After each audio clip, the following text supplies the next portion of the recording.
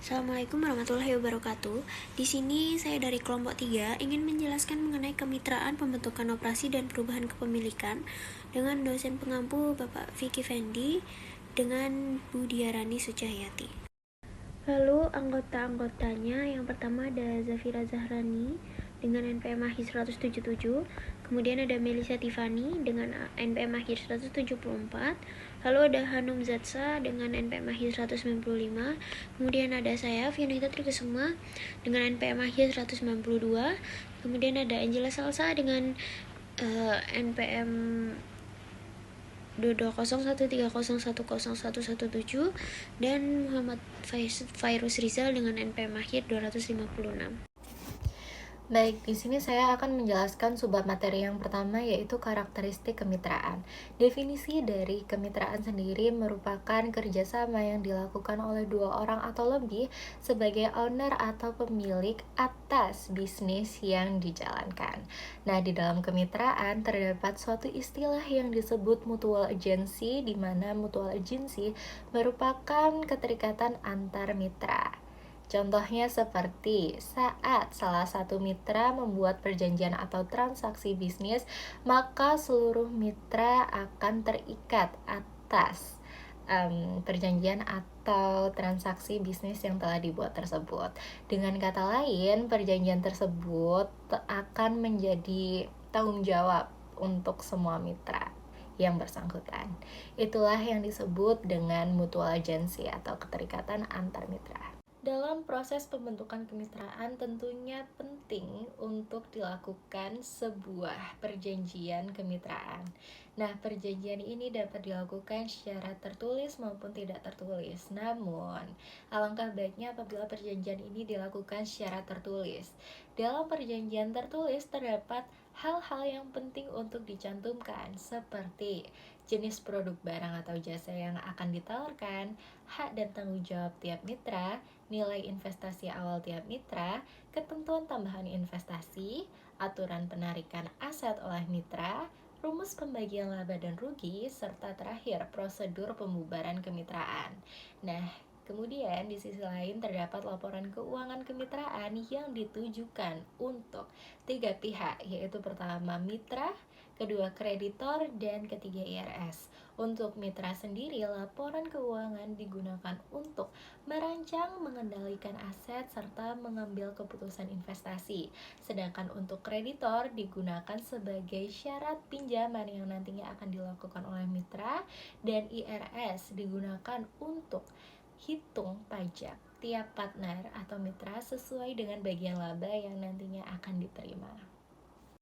Baiklah, di sini ada investasi non tunai. Investasi non tunai itu adalah suatu properti non kas yang nantinya akan dicatat dari perjanjian kedua mitra. Kita akan mencontohkan. Contohnya adalah di sini ada Cole dan Crow yang melakukan perjanjian terhadap investasi. Nah, yang di sini ada Cole itu menginvestasikan tanah sebesar 10.000 dan bangunan sebesar 40.000.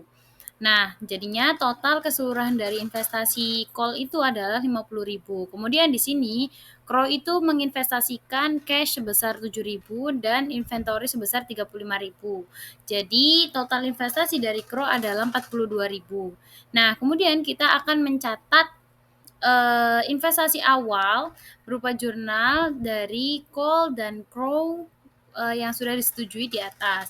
Nah, kita akan mencatat kepemilikan dari Cole dulu, karena dia menginvestasikan tanah sebesar 10.000 dan bangunan sebesar 40.000. Kita catat di sini land sebesar 10.000 dan building sebesar 40.000 pada call capital atau modal call, karena kan ini modalnya si call kan. Sebesar berapa? Sebesar 50.000 penjumlahan dari investasi yang sudah dituliskan di sini.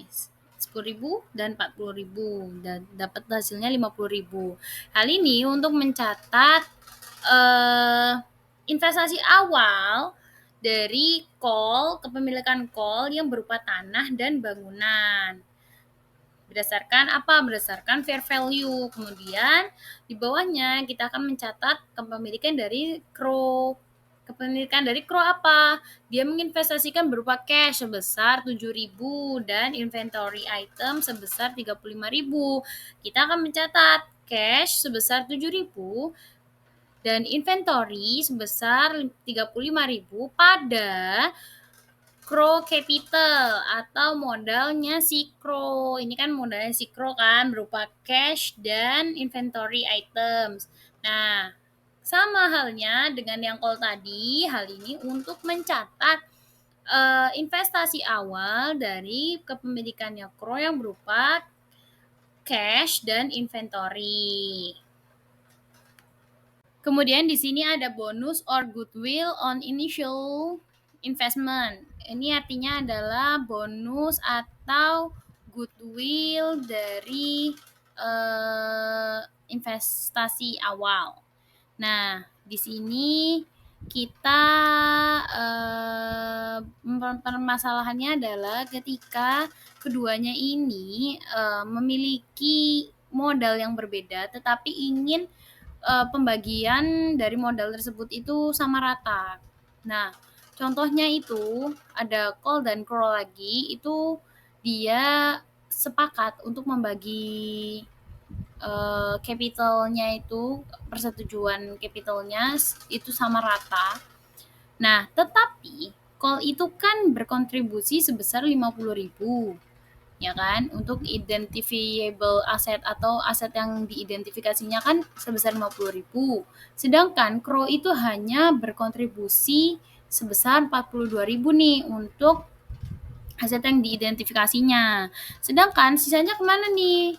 Sisanya adalah bisa jadi si CRO ini itu memiliki unidentifiable asset atau aset yang tidak dapat diidentifikasikan seperti bakat talenta, terus ada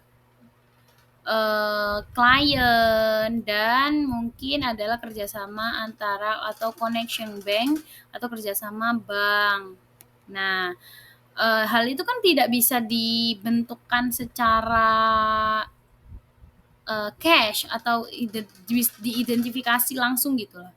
Nah, maka dari itu kita tidak bisa nih langsung membaginya sama rata. Memang keduanya itu memiliki kepemilikan atau mendapatkan kepemilikan sebesar 50% masing-masing. Walaupun kontribusinya itu berbeda jumlahnya. Nah, maka dari itu kita harus menyamaratakan nih. Gimana nih caranya untuk menyamaratakan?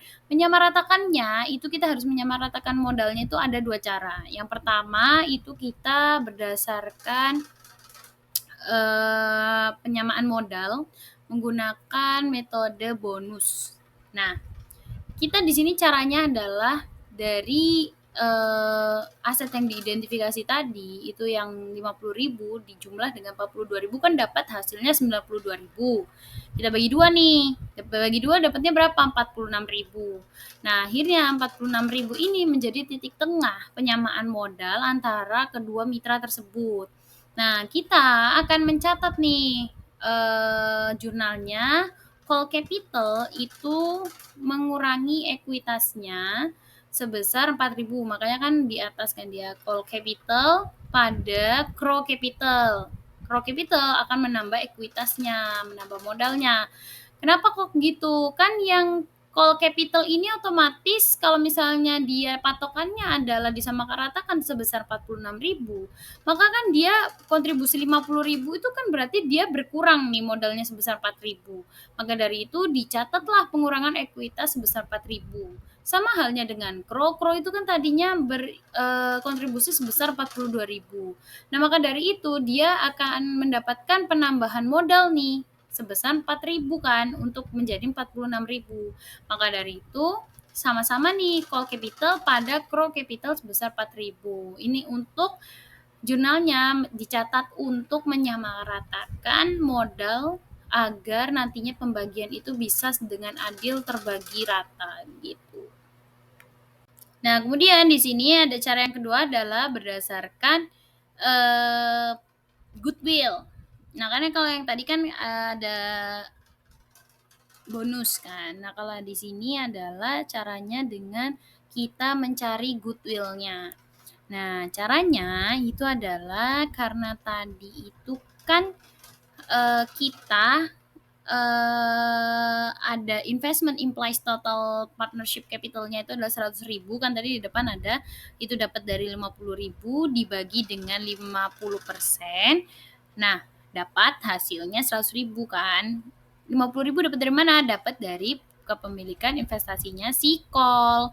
Karena kita akan mencari si goodwill-nya dari Crow untuk menghitung dari nilai aset yang tadinya tidak diidentifikasi, jadinya kita identifikasi. Berbeda dengan yang tadi, kalau yang tadi itu kita tidak mencatat aset yang tidak teridentifikasi, melainkan hanya aset yang teridentifikasi. Nah, sekarang kita akan mencatat aset yang tidak teridentifikasi tersebut. Dengan apa? Dengan mencari goodwill-nya. Caranya adalah kita ini 100.000 kan dapat dari 50.000 dibagi dengan 50%. 50% dari mana? Dari kepemilikan yang nanti akan dimiliki oleh kedua mitra tersebut. Masing-masing kan 50%. Dan goodwill-nya dapat hasilnya 8.000. Dari mana? Dari 100.000 adalah total capital keseluruhannya dikurang dengan total aset yang teridentifikasi tadi sebesar 92.000.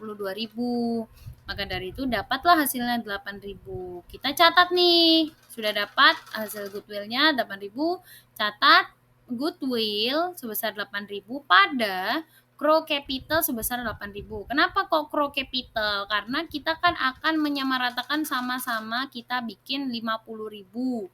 Ya kan? Kan karena si Crow ini kan tadinya tidak 50.000 itu kan karena dia memiliki akun yang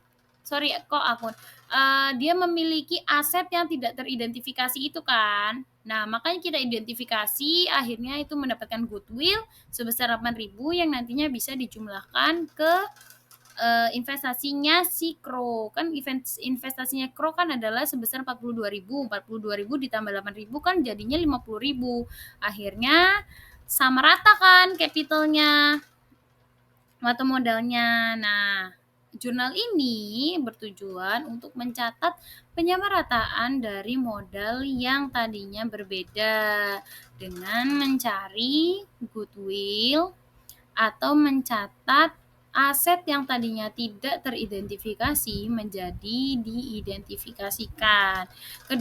Kedua cara ini memang sama-sama efektif, cuma hanya bedanya kalau misalnya yang bonus tadi kita tidak akan mencatat aset yang tidak teridentifikasi, melainkan membagi rata aset yang teridentifikasinya, kita ambil jalan tengahnya, bagi 2 dan akhirnya sama-sama ada yang dikurangin modalnya, ada yang ditambahkan, sama-sama efektif. Sedangkan yang goodwill ini kita akan menyamaratakan dengan nilai atau mencatat aset yang tidak teridentifikasi tadi menjadi kita identifikasikan dengan mencari goodwill, seperti itu. Nah, kemudian di sini ada drawing, maksudnya adalah di sini partnership profits-nya itu dari rewards partnernya itu adalah beberapa partner dari karyawan tuh kan ada yang nggak memiliki gaji tetap. Nah, mereka ini nantinya akan menarik tunai sejumlah uang per minggu atau per bulan biasanya untuk mengantisipasi dari pembagian profits partnership itu tadi. Nah, biasanya hal ini tuh disebut dengan penarikan tunai atau tunjangan dari gaji dan sebagainya.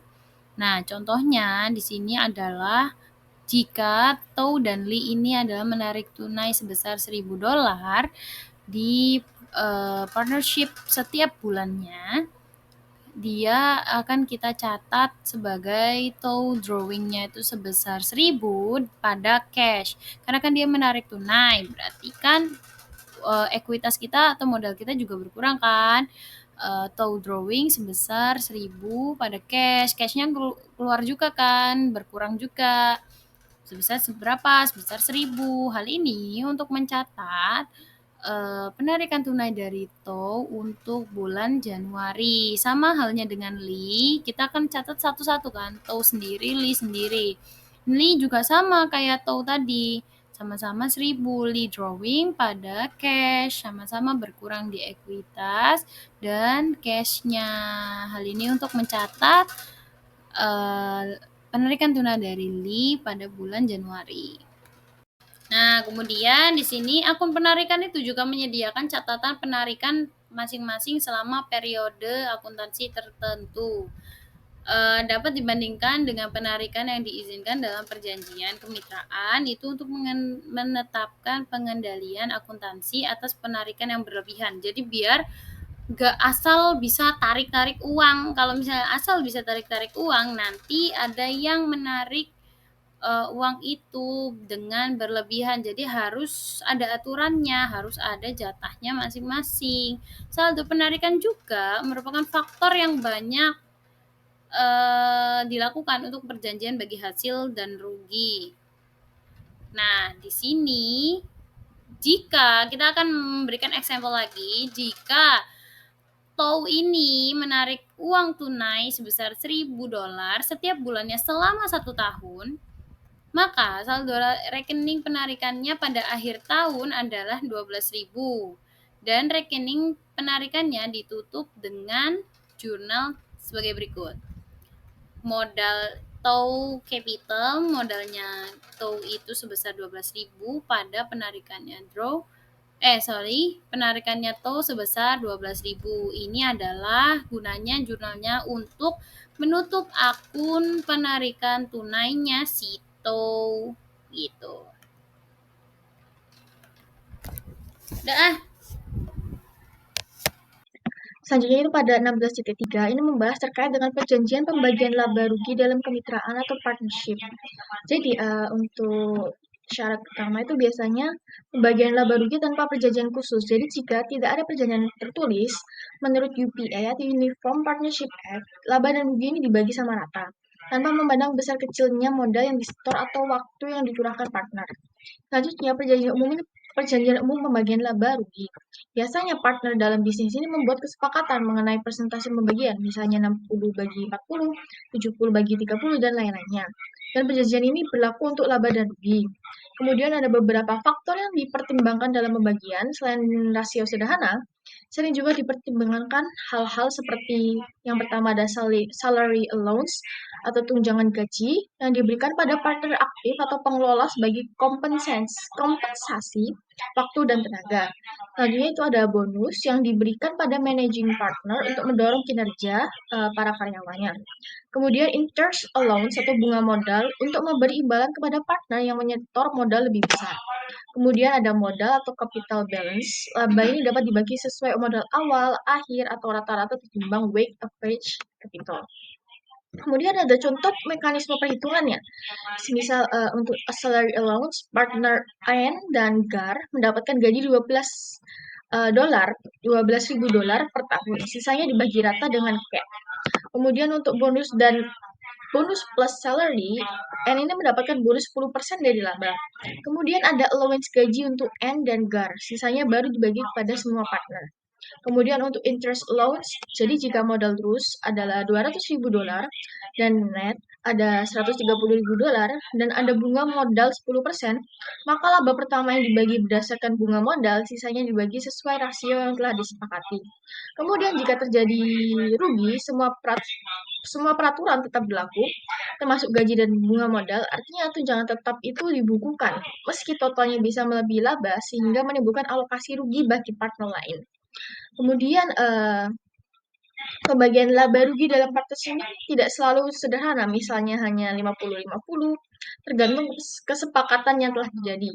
Pembagian ini bisa melibatkan kombinasi gaji, bonus, bunga modal, maupun proporsi modal yang semua perhitungan ini harus mengikuti urutan yang jelas sesuai perjanjian tertulis dalam partnership agreement.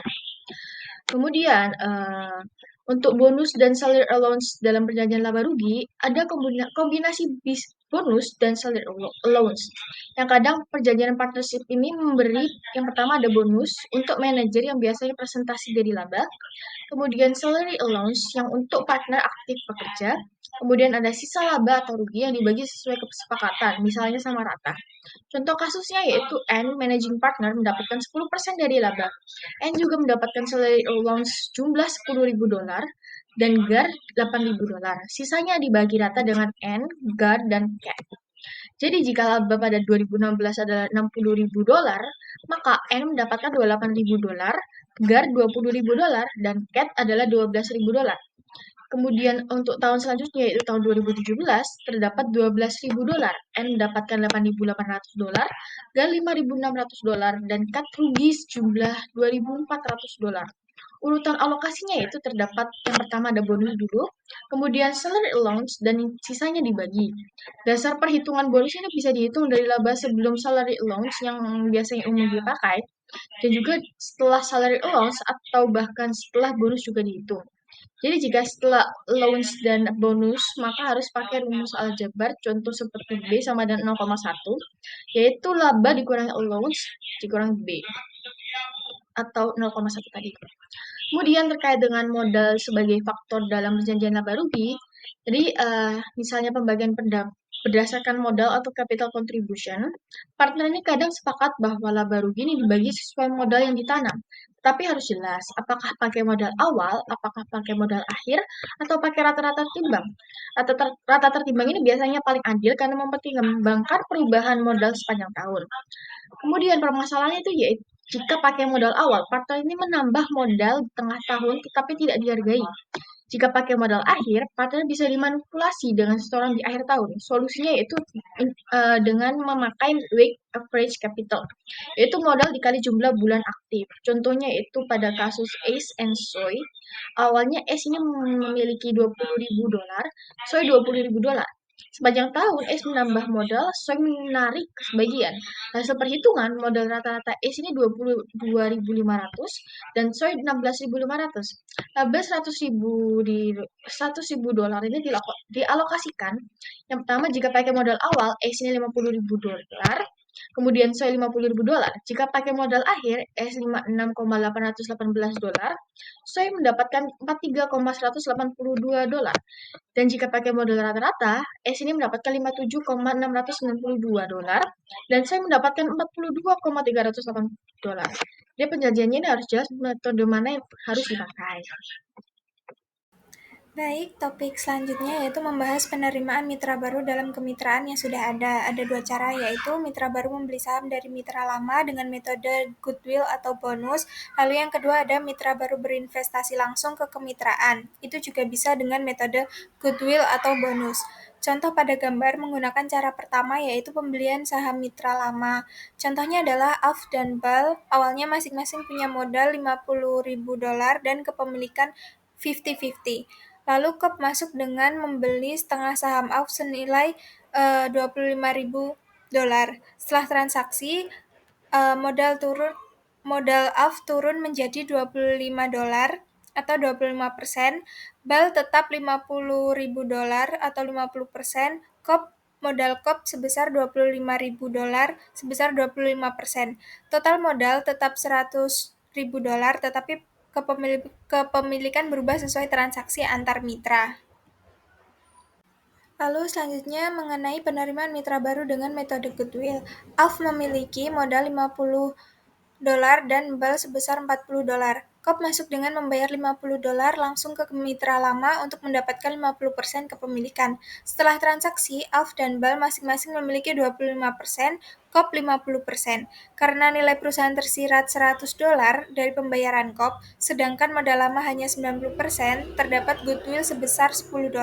Goodwill ini meningkatkan modal AF dan BAL masing-masing sebesar $5. Setelah revaluasi, AF sebesar $55, setelah transfer ke KOP sebesar $30 sebesar 25%, lalu BAL meningkat 45%, dolar setelah transfer ke KOP sebesar 20 dolar sebesar 25%. Lalu KOP tetap 50 dolar sebesar 50%. Total modal menjadi 100 dolar dengan pembagian baru sesuai kepemilikan. Lalu yang selanjutnya mengenai penerimaan mitra baru dengan metode bonus. Jika Alf dan Bal memutuskan tidak menilai kembali aset atau mencatat goodwill, maka metode bonus digunakan. Misalnya, KOP membeli 50% kepemilikan dengan modal 45 dolar, yaitu 50% dikali 90 dolar.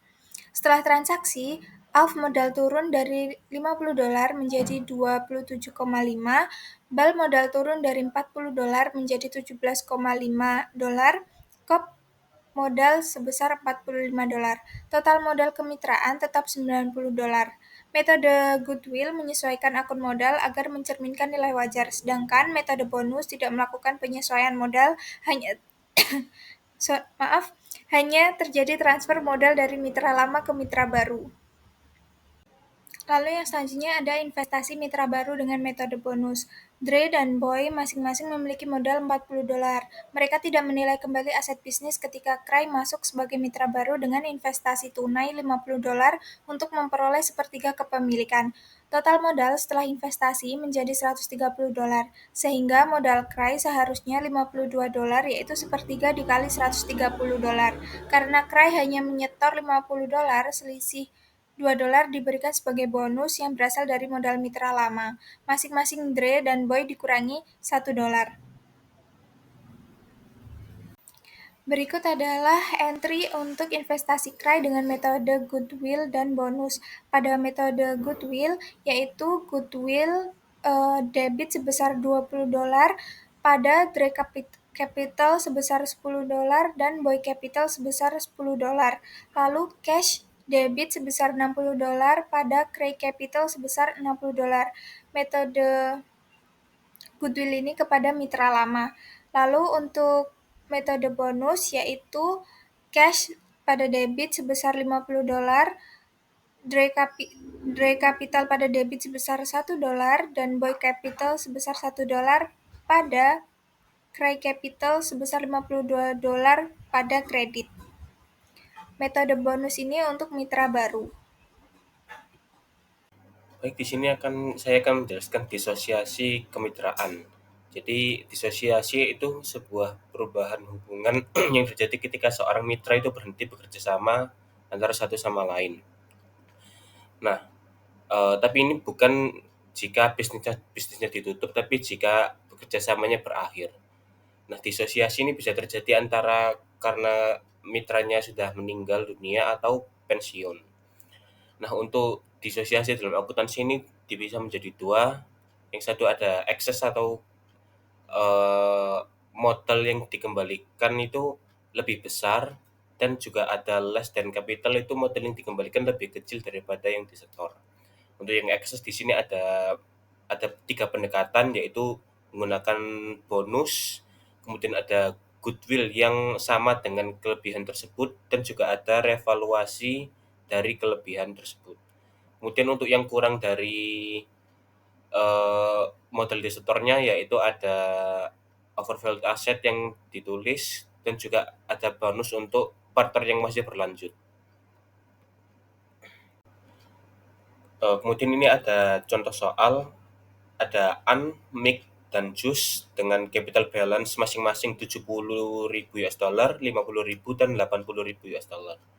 Untuk modal disetornya 35%, 25%, dan 40%.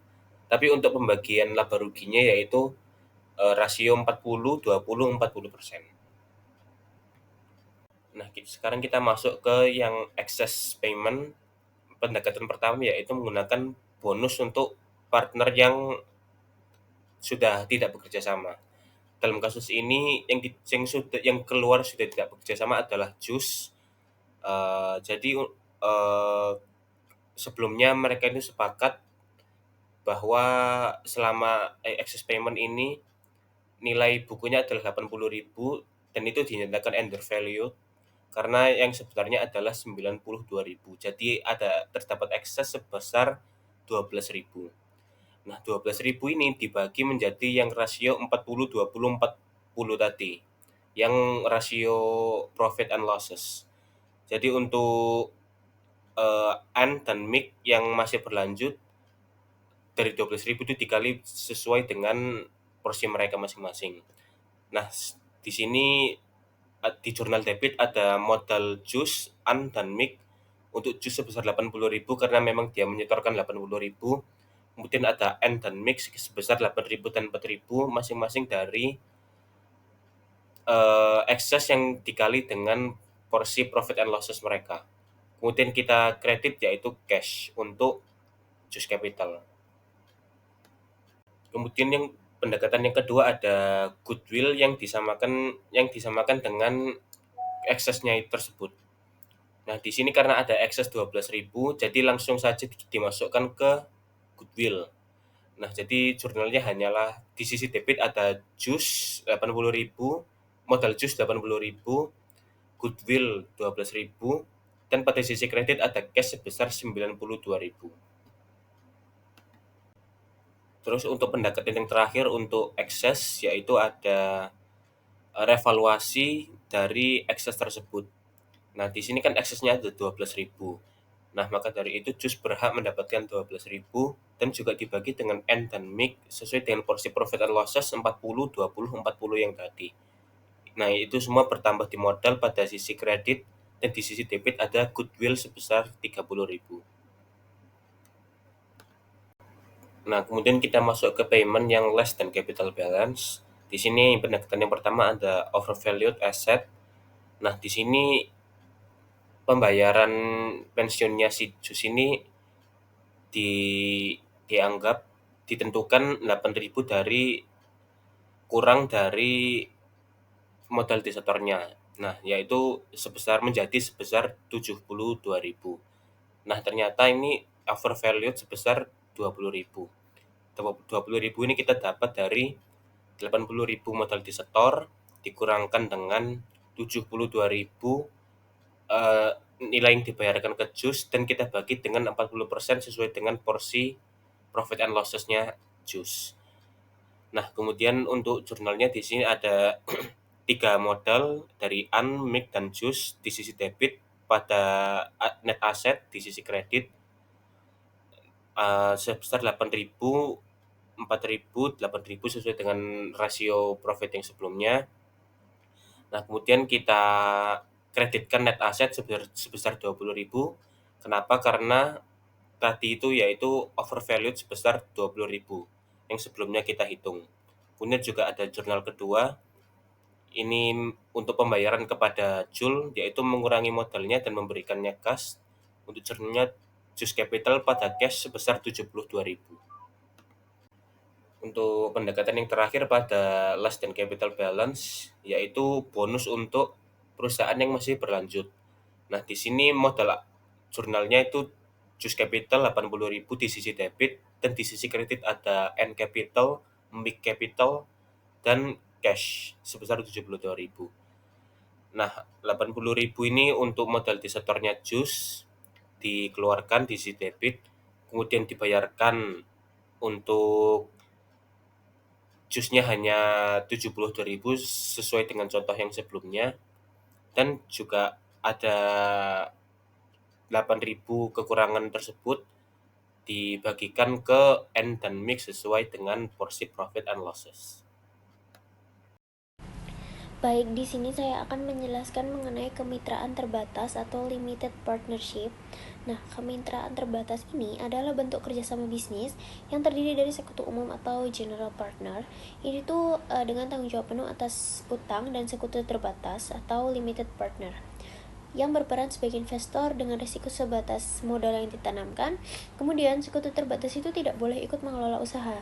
Jika terlibat, maka statusnya itu berubah jadi sekutu umum. Nah, pembentukannya itu harus dengan perjanjian tertulis, ditandatangani, didaftarkan. Jika tidak, itu bisa dianggap sebagai persekutuan umum. Misalnya ini ada usaha kafe.